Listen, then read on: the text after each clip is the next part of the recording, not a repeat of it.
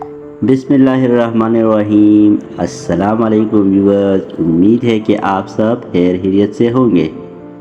میں ہوں آپ کا بھائی وقار علی اور latest learn with Waqar channel میں آپ سب کو خوش آمدید۔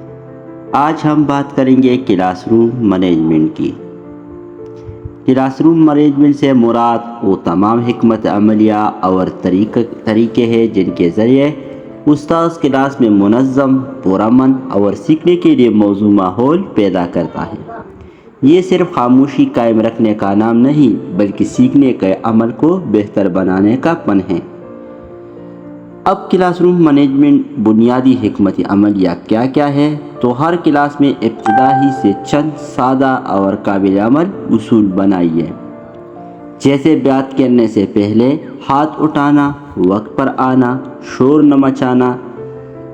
اسی طرح طلباء کو ان اصول میں شامل کریں تاکہ وہ خود اس نظام کا حصہ بن جائے۔ اس کے بعد ہے مثبت رویہ اپنانا، یعنی اچھی عادات کی تعریف کریں، غلطیوں پر اصلاح دیں لیکن عزت کے ساتھ۔ یاد رکھیے، تعریف بچوں کی رویے میں بہتری لاتی ہے اور سزا جو ہے یہ صرف وقتی طور پر بچوں کو خاموش کر دیتی ہے۔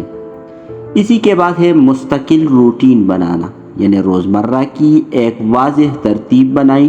جب طلباء جانتے ہو کہ کلاس میں کیا، کب اور کیسا ہوگا تو وہ خود بخود نظم کا حصہ بن جاتے ہیں۔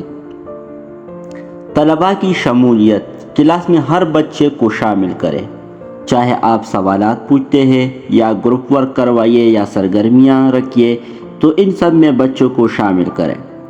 جب طالب علم مصروف ہو تو وہ نہ شور کرے گا نہ ڈسٹربنس کرے گا، بس کلاس رولز کو جو ہے اس کو فالو کرے گا اگر وہ انگیج ہو اور مصروف ہو۔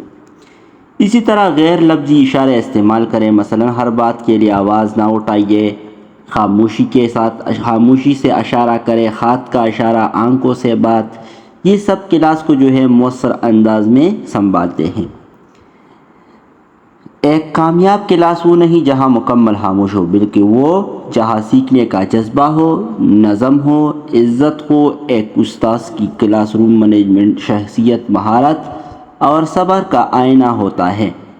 کلاس روم مینجمنٹ ایک استاذ کی شخصیت، مہارت اور صبر کا آئینہ ہوتا ہے، تو ہم سب کو چاہیے کہ ہم ایک بہتر اور منظم کلاس کے لیے کوشش کریں۔ شکریہ، والسلام۔